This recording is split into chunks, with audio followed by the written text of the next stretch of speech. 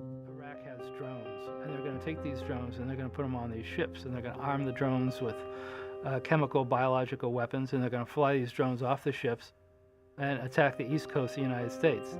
You know, this is absolute fantasy land. These people were, I don't know what they were smoking, but it must have been very good.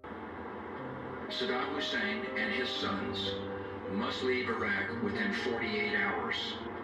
Their refusal to do so will result in military conflict.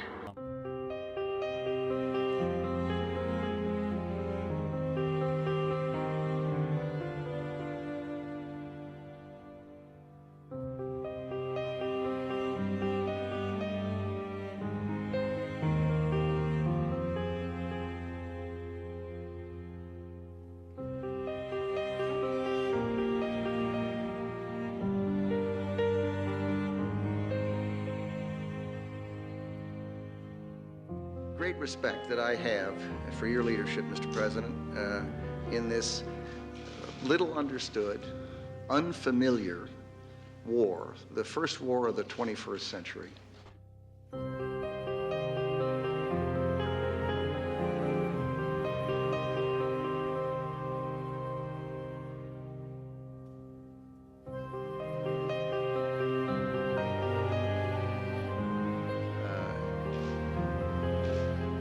It is not well known, it was not well understood, it is complex for people to comprehend, and I know with certainty that over time the contributions you've made will be recorded by history.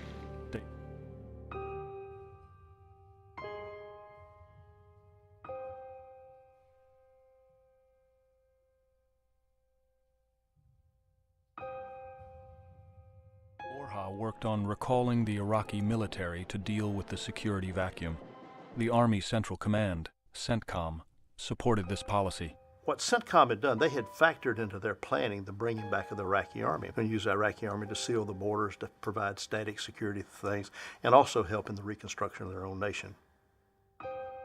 Colin Powell and Richard Armitage, the only senior officials with combat experience, expressed concerns privately, but supported the administration in public. This idea to disband the entire Army was one that came as quite a surprise to me. I see. What was your reaction when you learned of it? I thought we had just created a problem. We had a lot of out-of-work soldiers.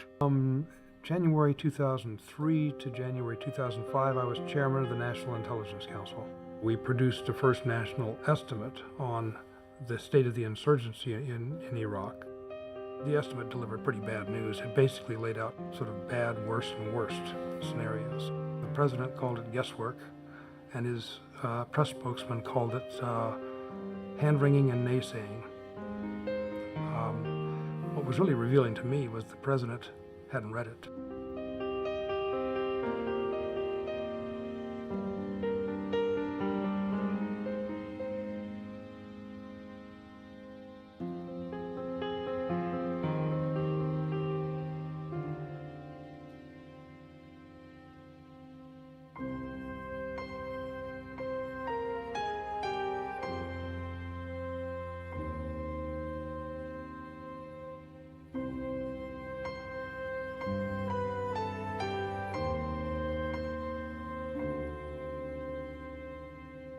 These guards, they have special guards. I don't know who are these people they have brought here and so on.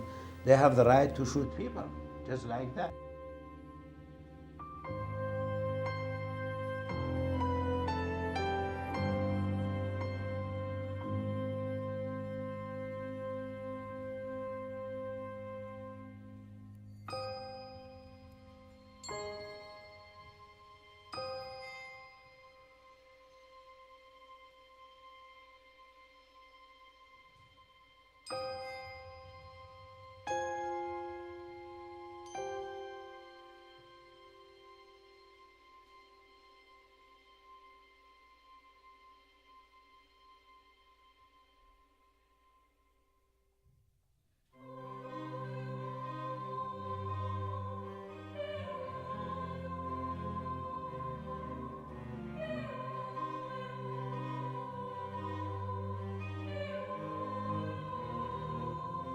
Let us never tolerate outrageous conspiracy theories concerning the attacks of September the 11th.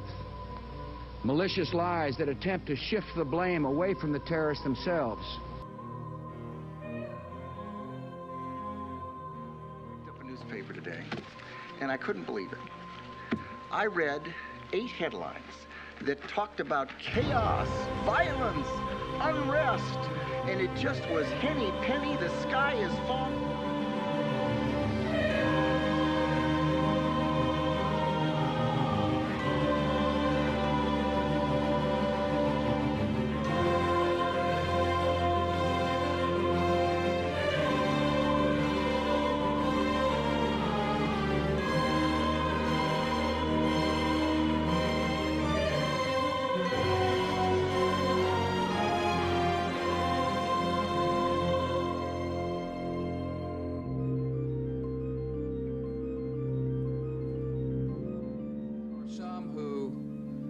Feel like that, the conditions are such that they can attack us there. My answer is bring them on. There is a large number of former Iraqi soldiers that are unemployed now. That is a huge concern, not only from a security standpoint, but from an economic standpoint. They're not earning an income right now. And there's the announcement that the Iraqi army has been disbanded. And I was floored.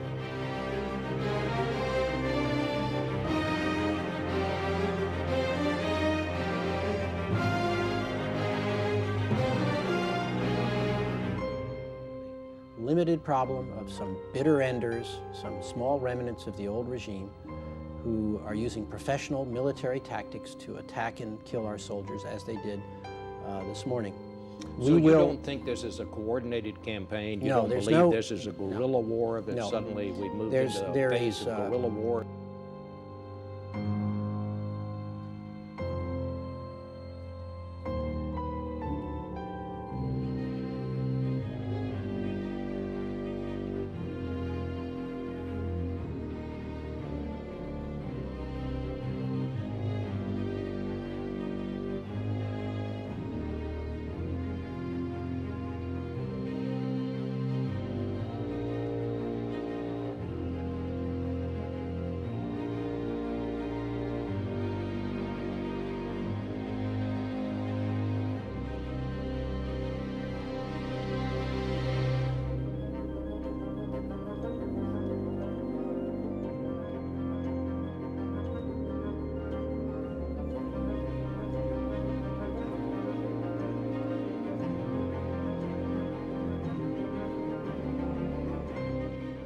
Gone to the dictionary, and I have looked up several things, one of which I can't immediately recapture, but one was guerrilla war, another was insurgency, another was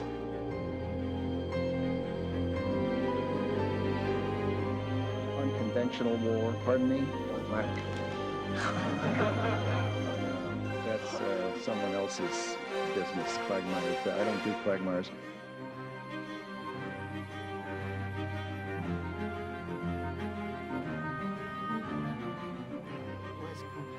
Unstructured.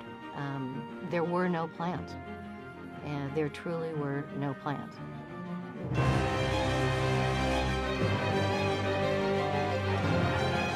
There were people who were kicked out of their jobs, even though they were just professionals, engineers, directors.